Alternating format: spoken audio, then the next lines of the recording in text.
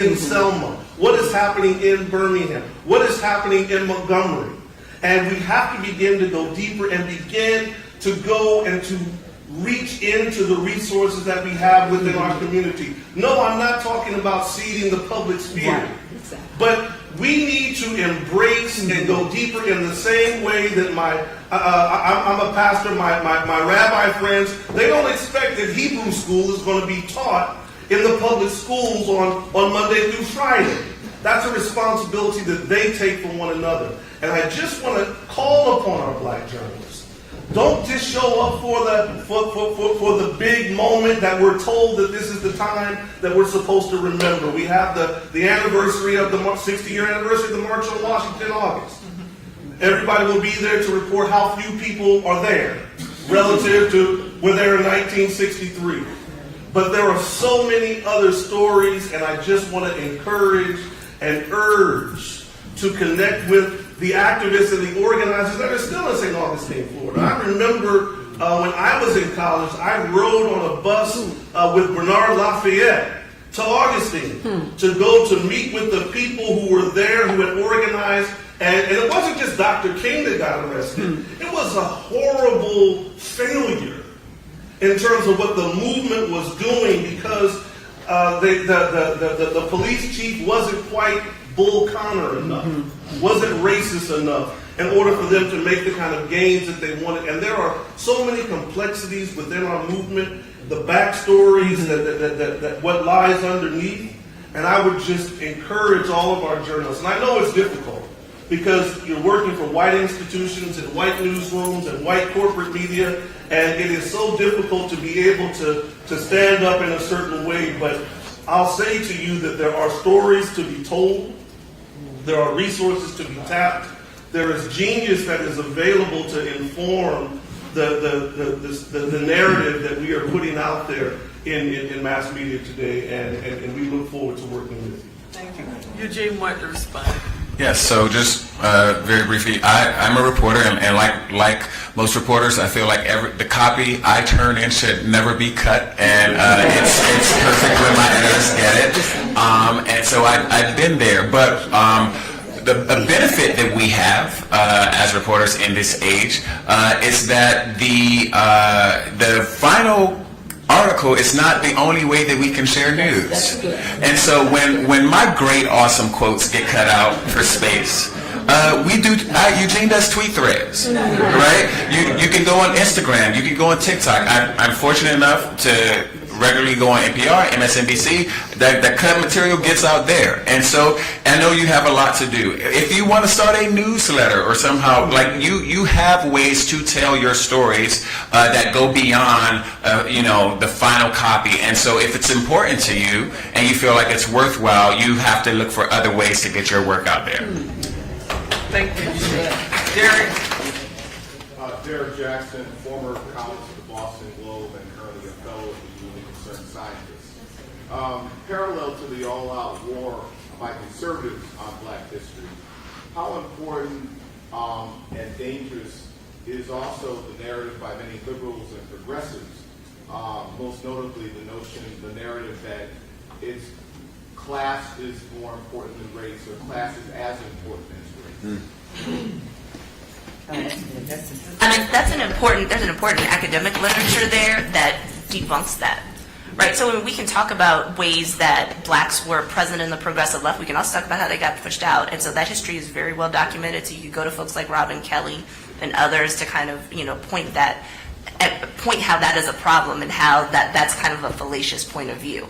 You could also just point at the obvious in terms of looking at kind of who is identified within sort of those old line progressive organizations. And you can look at historically how whites are overrepresented in those groups. You can even talk about basic stuff about how, blacks got kicked out of the AFL-CIO, right? And talk about A. Philip Randolph and use that as an entry point to talk about racism within the labor movement and how, that still actually has effects today. So I think there are easy ways of going about doing that. I think one of the ways to highlight that is, especially for people who are kind of more in the opinion space, to point those things out. So I know I was asked to write things about Bernie Sanders, especially during the 2016 cycle, where there's a platform and an opportunity to be able to point out, look, here's why this isn't gaining traction in Black communities. There are historical reasons why this is important. Let's not forget that, even if there are parts of this message that are compelling. So, it's again, people in here have the power of the pen to be able to say and to express the reason why this is the case, and there's a lot of scholarship to back it up. Nicole, did you want to weigh? No. I would also just say quickly that we're not stenographers, but too often I think we just sort of behave that way. Somebody says something, we write it down, put it in there, and it's like, well, that's what they said. It's like, but what does it mean? Is it accurate? What is the proper context? Where was it said? How was it said? Why was it said? What was it in response to? And sometimes when I'm editing, my reporters will get frustrated. Well, that's what they said. I'm like, okay, but what did they mean? And where does it come from? So, we just have a responsibility, like I said, to keep pushing. It's not easy, Can I say something very quickly to that? There's an organization called Scholar Strategy Network, SSN, and their purpose is to link academics and journalists to kind of get out some information that we might normally publish in other venues. And I think it would be good for us to have other venues like that. When you raised your point, I immediately thought of a book that was published by, he's deceased now, Bobby Wilson, the leading Black geographer, wrote a book titled America's Johannesburg, where he does one of the most thoughtful analysis of race and class in Birmingham post-slavery. So he did have Marxist leanings, but he was a Black professor who certainly was not going to, make that mistake of saying race doesn't matter, but he looks at it in an intricate way, because I do believe you've got to look at that intersectionality, but I'm with you, race is going to be most prominent. yes, sir. Hi, I'm Case Brown. I'm a columnist for MSNBC Digital. So when I was in school in the late 90s, early 2000s, like the Dunning school of thought, the idea that the Civil War was not about race at all, that one really talked, there were still echoes of it. We still learned what a carpetbagger was, had no after the test and all of that. I feel like it's been phased out some, and that's part of what's worrying to these white parent organizations out there, like Moms for Liberty. I feel like in Moms for Liberty, there's sort of also echoes of the way that the Daughters of the Confederacy spread the Dunning School. But what they have is a very simple narrative. They have the idea that parents should have some sort of input on what their kids are taught. It's very easy for everyone to understand. I was just wondering, and anyone can answer this, what is the most effective, simple counter-narrative to that idea that you have come across so that others in this room can help spread that idea? So one of my colleagues, Spencer Piston at Syracuse, I'm so sorry. Did this study where he asked people some very simple sort of Civil War history questions and then correlated that with support for removal of Confederate monuments. And this was before 2020, right? The less you knew about Civil War history, the more supportive you were of Confederate monuments. So we've seen this. I'm testing it in other spaces. It's not ready for kind of public consumption, so I'm not going to talk about ways that I've tried to replicate that in different contexts. But there is something really compelling and elegant about this simple study that sort of shows this inverse relationship between knowledge and sort of support for foolishness. So that's what you point to. Right, that a lot of times people are saying things that are completely born out of ignorance, and if we point that out, like if we teach people basic stuff, perhaps they will start to make the connections themselves, and we're also here to help facilitate them making those connections when they can't do that. Nicole, please. I mean, what you're asking for is a simple message to go against a propaganda message, right? Because that's what it is, and that's why propaganda is so effective. Is it's simple and it taps into emotion, not the mind. So I struggle with this because I don't think you should fight propaganda with propaganda, right? Except propaganda is, effective for a reason. The best argument that I have is, I mean, my argument is actually you don't have a right to say what should be taught. That's why we have professional educators, and that you actually exercise that by electing people and going through a whole curricular process that ensures that we actually have people creating curriculum who know what should be taught. But again, that's not effective, right? And I said that, and then my Fox News quote was, Hannah Jones doesn't think parents should have a say in their kids' education.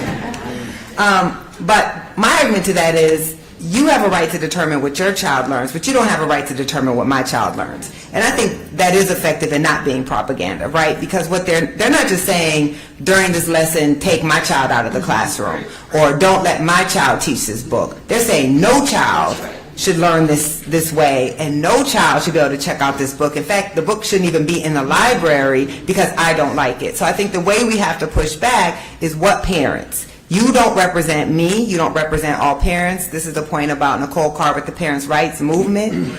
It's white parents' rights because they're not reflecting black and brown parents. They're not actually reflecting the majority of white parents.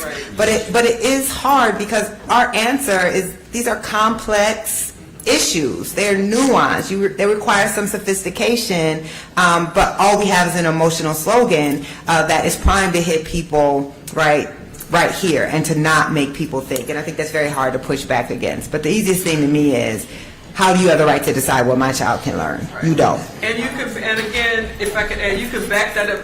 There are polls out there, and we like to in the media throw around poll numbers. There are polls out there that show certainly an overwhelming majority of black parents do not agree with altering teaching of history, banning books. And a majority, not a huge, but a majority of white parents don't either. Like most parents, they're like, no, we don't. So that's one way. We don't have a catchy slogan, but whenever they say that, I think when we write our stories, it is incumbent upon, or broadcast or whatever, to, like I said, put that context there, and fight to keep it in there. Fight to keep it in there to say, no, we can put in here that most people don't agree with this. We can throw that one sentence in there. And it is a struggle, it's a battle, but I do think it's really important to keep pushing. And also, I don't believe in book bans, but some folks are using the tactics of these groups. Like, I think in Oklahoma school district, they just got the Bible banned, right, for sex, violence. Now, again, obviously as a journalist, I don't believe in book bans, but I'm also like, sometimes other people who are not journalists maybe have to take their tactics and use them against them as a way of showing how absurd it is. That I could be like, well, I don't agree with the Bible. Get the Bible, take it out. I think he was first. Jelani, you wanted to say something? But wait, this young man here, not to say you're not young, but...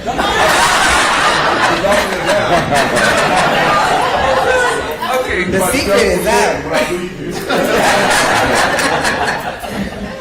Good morning. My name is Brett Young. I'm a video producer out of New York City. And the way I grew up in public schools is that there's this notion that race is kind of just in the back burner because New York City is so progressive and so integrated.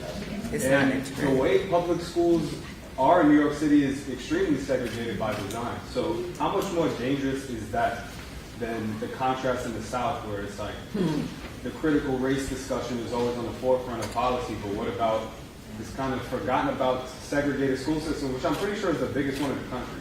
So.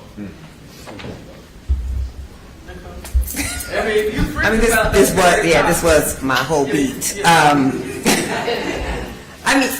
You're really asking a rhetorical question, right? Because we know that it's dangerous. We know that the myth is that the problem is in the South. I spent the last 15 years of my career writing about white progressives in the North whose schools are more segregated than any Southern school, right? The South is actually the most racially integrated region of the country, both residentially and in terms of school. Now, the schools are more integrated because they were forced to do so under court order, and the North wasn't, or where there were court orders. Anyway, just read my work. But I think that is a danger, though, right? Because we can be in a city. New York is the third most residentially segregated city in the country, the first being Detroit, the second being Chicago.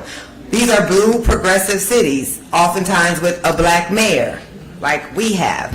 And so what that does is then indemnifies those cities against any real structural critique or any real effort to feel like they need to segregate the schools. I mean, one of my biggest stories that I'm known for is writing about segregated schools in New York City and what happened in progressive Brooklyn when they tried to integrate a neighborhood school. And you could have been in Alabama or Boston. So I think it is important that we also as journalists not propagate those myths about somehow the North is more racially progressive. It never has been. It's just for the vast history of our country had a small black population and so didn't have to grapple with issues of race the way the South did. But most northern states, not most, but many, banned black people from moving there, right, during the time of slavery, prohibited black children from attending public schools, passed segregation laws. That is also about us not knowing our history. And so I always say, white people in the North will put a Black Lives Matter sign on their yard, but they don't want no black children in their kids' schools, okay? Jelani and then Dion and Courtney. Okay. I just wanted to offer one perspective on this, which is that the earlier point about us having to go deeper in the point that Hayes made is that we do have a tradition, black journalists, of engaging deeply with these matters around history. Yes. And going in both directions. That's why Dr. Du Bois was a historian, founded the crisis. And so we, I think, have to reacclimate ourselves with the comfort in engaging in these dialogues on this level. One of the other things, I think, at Columbia, we're going to be piloting a class that called American History for Reporting, which is for the contextual information that's necessary, because this is exactly how this conversation goes. The other thing is that I think we're all pressed for time. We all have 50 things that we're doing. I think that there are compendiums that talk about this. They're historiographic essays, which are not, you can read a 30-page essay will tell you how historians have come to the conclusions they've come to on the Dunning School and all these other kinds of things. There's also a really good digital book that Eric Foner put out 25 years ago called The Reader's Companion to American History. Indispensable for people who are reporting if you want to get contextual information about what it is that we're doing. And there's a whole array of resources like this. And finally, when we talk about what we think of as investigative reporting, we have to do, and I think Nicole's been excellent about this, we have to include going backward into the past as an investigator as much as it is looking laterally at what's going on. I think all of those things are crucial given the landscape of what it is that we're dealing with right now, the things that we're covering.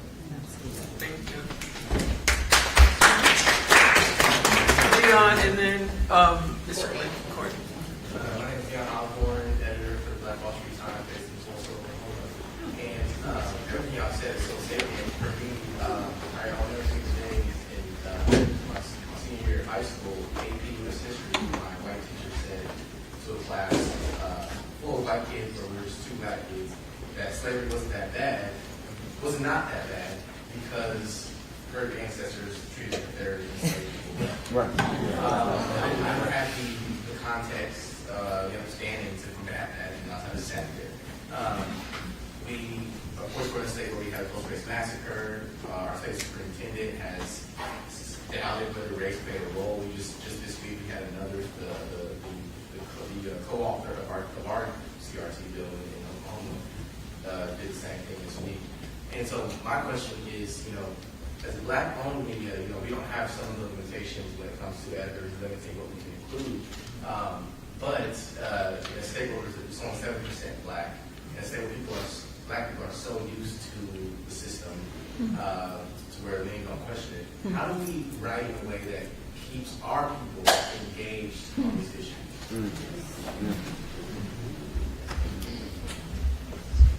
Anyone? Well, I mean, I'll just say that, and I heard Eric talk about it. I think that there are multiple formats. Eugene, I'm sorry, these guys. There are multiple formats and ways in which we need to reach people. I think that during COVID, many different institutions had to discover new and creative ways in which they were going to engage our communities. As a pastor that pastored a largely senior citizen church, I had to teach them about Zoom. I had to teach them about social media. I had to teach them even doing Bible study and training our young people on doing TikTok videos. And so I think that one of the things that is available to us is making use of multiple platforms in terms of how we engage, in terms of how we reach. I think that you are also aware of the reality, and this isn't new, of the extent to which so many people just read headlines and maybe the first sentence. And so I've had to try to get to the point of how can I do a 5-minute sermon? How can I say I got 5 on it?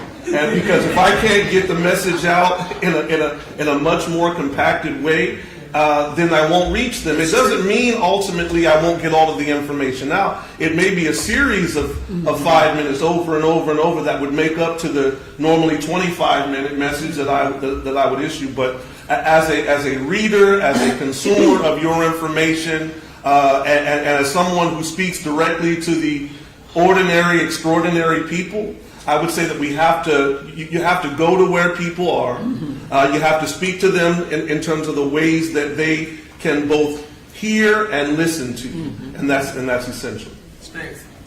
Just two more questions because we are like running over time. So this young lady here, and then Tanya, and then we have.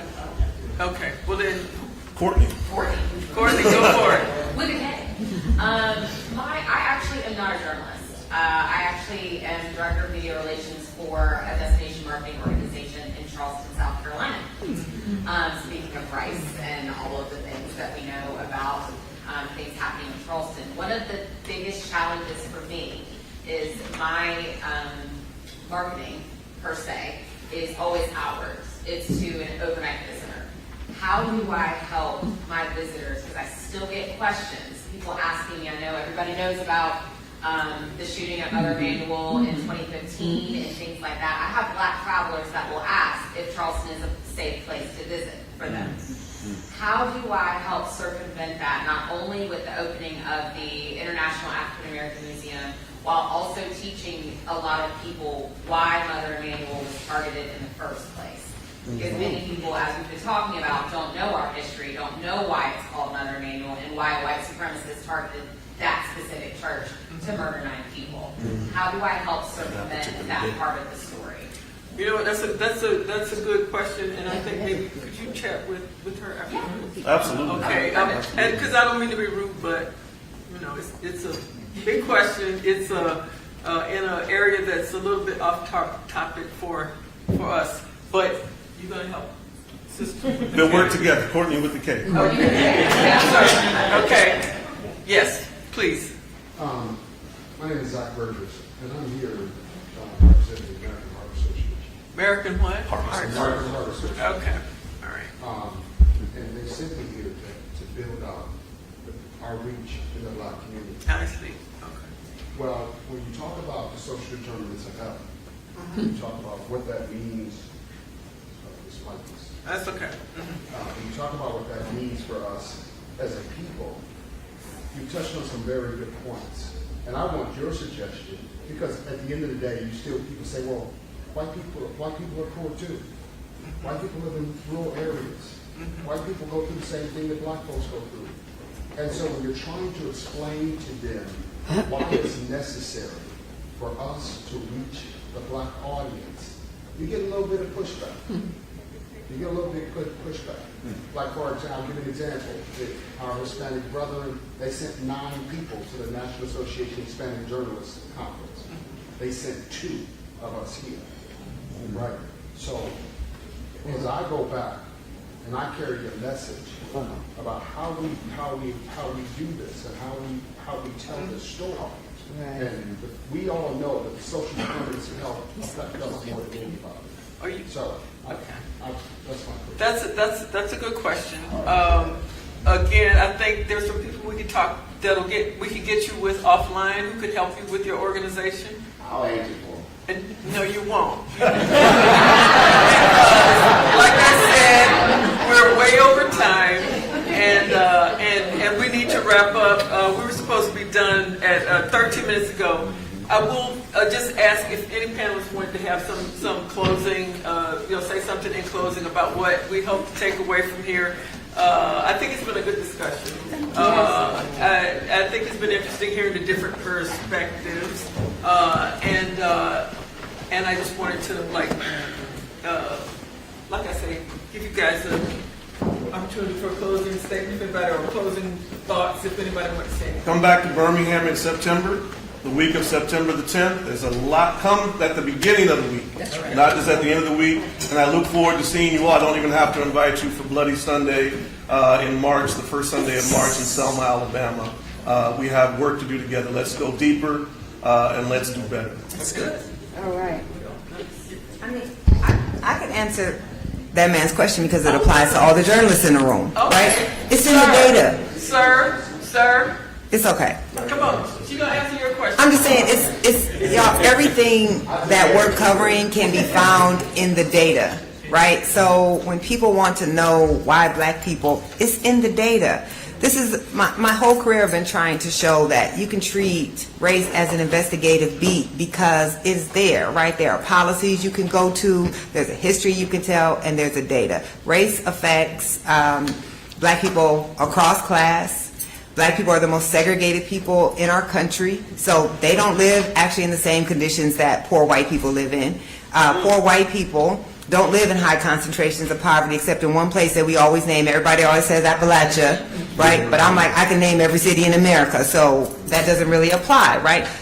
Poor white people live in wealthier neighborhoods than middle-class black people. That's just a fact. It's in the data. Go to the census. It's right there. Poor white people have more wealth than middle-class black people. They have more access to hospitals than middle-class black people. So it's easy to make the narrative because the narrative is not anecdotal.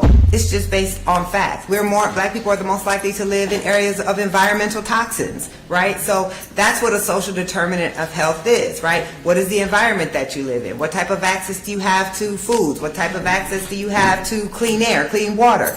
All of that's in the data. So we don't have to just go on anecdote. We have to learn how to respond to these issues with the data that is available. That's my answer. That's my closing argument as well. Treat race as an investigative beat. Was that helpful?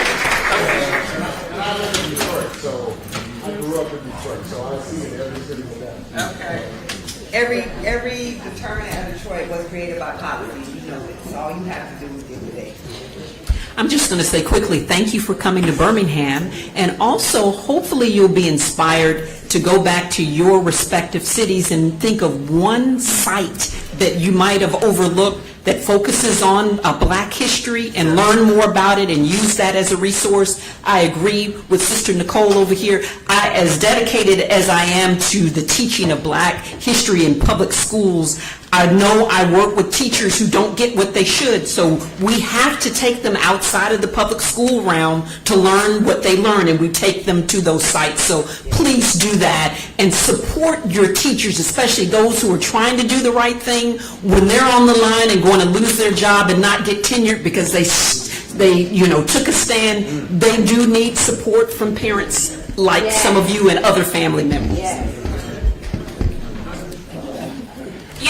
I think one of the things that we talked about here is that we're talking about foundation. So education is a system, and you build on it and you layer on it. That's also the same way racism kind of still affects us today, is that stuff that happened 400 years ago still affects us today. And I think what we're learning here is if you don't get like the names and the dates right, if people don't have that background information, then it's really harder to explain the synthesis later or the more sophisticated concepts. And so that's the reason why this work is so important, because we're laying the foundation in young people so that as they get older and become more aware and can understand more complicated things, right, they don't have the background to do that. And because of that, they end up making terrible decisions when they get into positions of power.